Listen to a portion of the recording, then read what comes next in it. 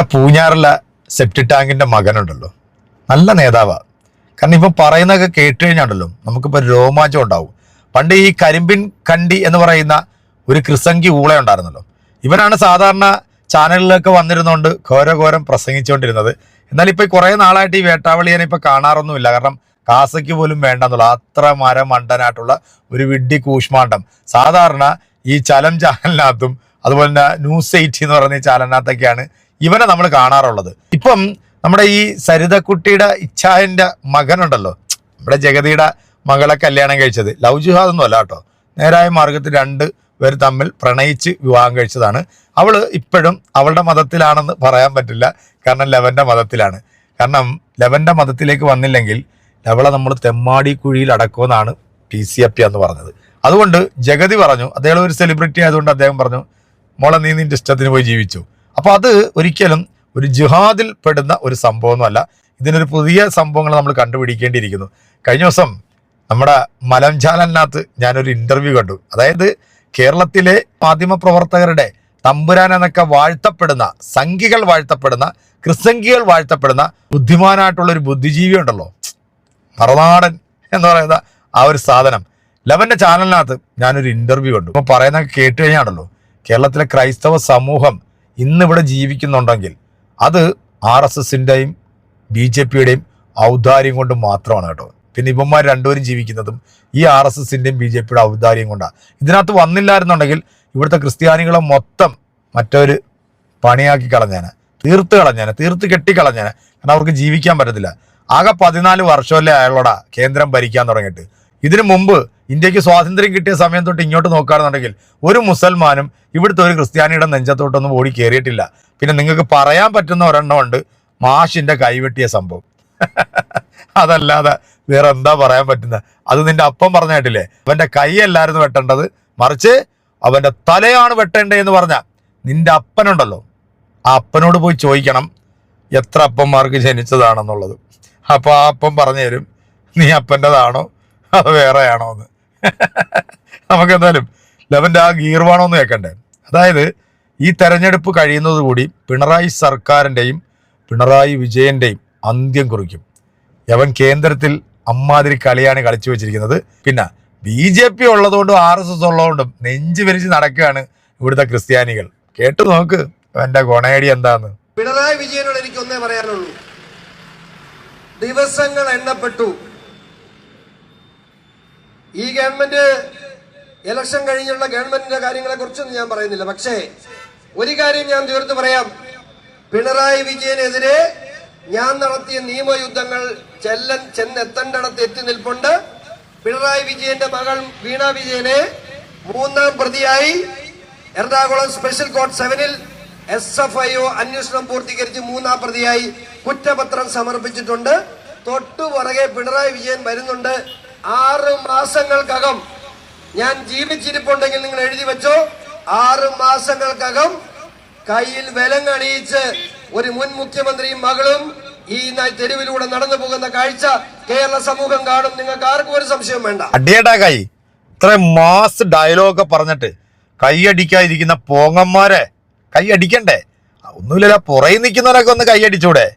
അപ്പം തെരഞ്ഞെടുപ്പ് കഴിയുമ്പോൾ മുൻ മുഖ്യമന്ത്രിയും മുഖ്യമന്ത്രിയുടെ മകളും കയ്യിൽ വിലങ്ങ് വെച്ച് സ്ഫടിക സിനിമയിൽ നമ്മുടെ ലാലേട്ടനും മറ്റേ സിൽക്ക് സിമിതയും നടന്നതുപോലെ നടക്കുമെന്നാണ് പറഞ്ഞത്. ഇതേ നടപ്പ് നിന്റെ അപ്പൻ കേരളത്തിലൂടെ ഒന്ന് നടന്നായിരുന്നു. പക്ഷെ ഈ പോക്കാണ് പോകുന്നതെങ്കിൽ നിങ്ങൾ മൊത്തത്തിൽ നടക്കാനായിട്ടുള്ള ചാൻസുകൾ ഞാൻ കാണുന്നുണ്ട്. ഇതും കൂടെ കേട്ടോ.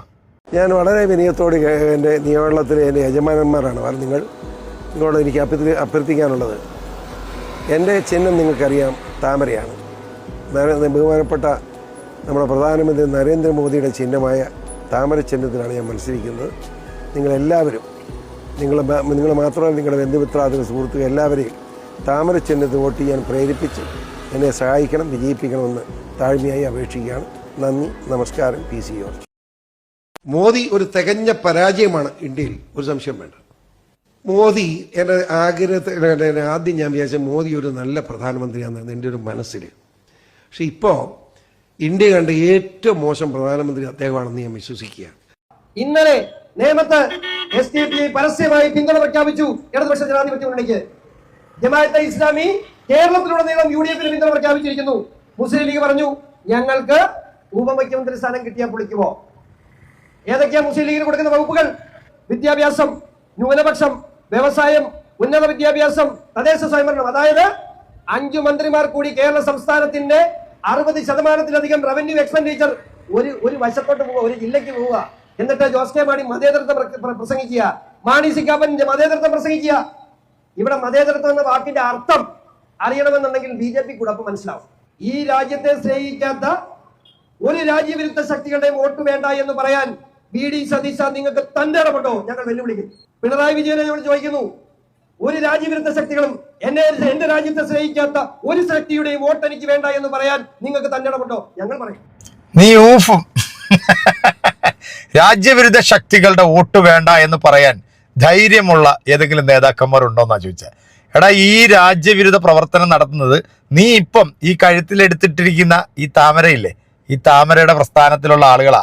കഴിഞ്ഞ ദിവസവും കണ്ടായിരുന്നോ, ഇന്ത്യയുടെ വളരെ പ്രധാനപ്പെട്ട ആർമി രഹസ്യങ്ങൾ ചോർത്തിക്കൊടുത്തത് നിന്റെ ഇനത്തിൽപ്പെട്ട RSS എന്ന് പറയുന്ന സംഘടനയുടെ ഏറ്റവും അടുത്ത ആളെന്നാണ് ഇതേ വാർത്തകൾ പറയുന്നത്. ഇതൊന്നും നമ്മൾ പറയുന്നതല്ല കേട്ടോ. ഇനി ലവന്റെ കൊണയടി ഉണ്ടല്ലോ, ആരാ, മറ്റേ മലനാടനുമായിട്ട്, അത് കണ്ടോ? ഒരു ക്രൈസ്തവൻ എന്ന നിലയിൽ BJP പ്രവർത്തിക്കാൻ എന്തെങ്കിലും ബുദ്ധിമുട്ട് അനുഭവപ്പെട്ടിട്ടുണ്ട്? ഈ നിമിഷം വരെ ഞാൻ അരിയുത്തറ ഇടവക്കാരനാണ്. ഞാൻ തികഞ്ഞ ഈശ്വരവിശ്വാസിയാണ്. ഞാൻ പറയുന്നു, എൻ്റെ ജീവിതത്തിൽ ഇന്ന് വരെയും എനിക്ക് കിട്ടാത്ത വലിയ സ്വാതന്ത്ര്യം എനിക്ക് BJPയിൽ, എൻ്റെ മതസ്വാതന്ത്ര്യം, എൻ്റെ മതവിശ്വാസത്തിന് വലിയ സ്വാതന്ത്ര്യവും അർത്ഥവും, അതിലുപരി അതിനോടൊപ്പം നിന്ന് പ്രതികരിക്കാൻ എനിക്ക് കഴിഞ്ഞത് BJPയിൽ വന്നതിന് ശേഷമാണ്. ഈ BJPക്കാരൻ എന്ന നിലയിൽ പള്ളിയിലൊരു അകൽച്ചുണ്ടായിരുന്നു, അത് വിശ്വാസികൾക്കിടയിൽ ഒരു അകൽച്ചുണ്ടായിരുന്നു. നേരെ തിരിച്ചാണിപ്പോൾ.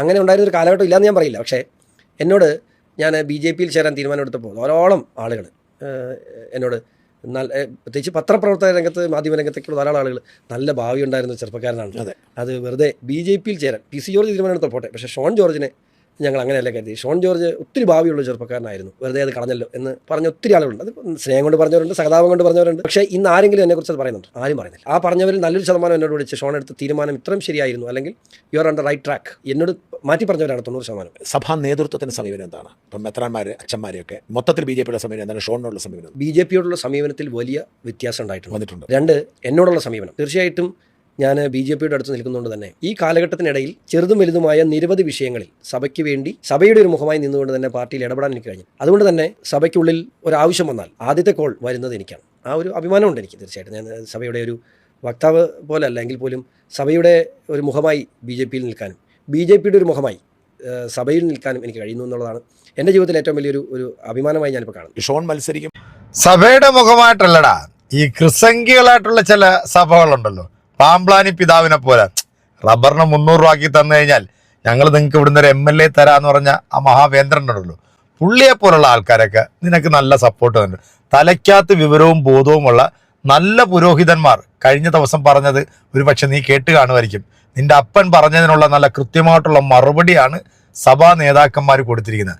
ഇപ്പൊ ഈ FCRA എന്ന് പറയുന്നൊരു ബില്ല് ഏറ്റവും കൂടുതൽ കുടുങ്ങാൻ പോകുന്നത് കേരളത്തിലുള്ള ക്രൈസ്തവ സഭകളാണ്. കാരണം വിദേശ രാജ്യത്ത് നിന്ന് വരുന്ന ആ ഫണ്ട് ഉണ്ടല്ലോ, അതങ്ങ് നിന്ന് കഴിഞ്ഞാൽ ഇവിടുത്തെ പാവം പിടിച്ച കുറെ ക്രൈസ്തവരുടെയും അതുപോലെ തന്നെ ചില ക്രൈസ്തവ ദേവാലയങ്ങളുടെ പുനരുദ്ധാരണത്തിനുമൊക്കെ വേണ്ടിയാണ് ഈ പാവം പിടിച്ച ആളുകൾ അവിടുന്ന് ആ പൈസ ഇട്ട് കൊടുക്കുന്നത്. അപ്പൊ അതങ്ങ് നിന്നു പോവും. അതൊക്കെ നിർത്തലാക്കാൻ വേണ്ടിയുള്ള ഒരു ശ്രമം, അതായത് സാമ്പത്തികമായിട്ട് ഇവിടുത്തെ മുസൽമാനെയും ക്രൈസ്തവനെയും ആദ്യം അങ്ങോട്ട് നശിപ്പിക്കുക.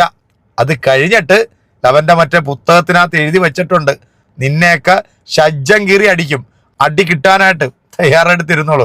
അതുവരെ നീയൊക്കെ ശ്രമിച്ചോണം കേരളത്തിൽ. എന്താണേലും നമ്മുടെ പാലായിലെ ജനങ്ങൾ കറക്റ്റായിട്ട് വിധി എഴുതിയാൽ നിങ്ങൾക്ക് നല്ലത് കേട്ടോ. അടുത്തൊരു വീഡിയോ നമുക്ക് വീണ്ടും കാണാം. ബൈ.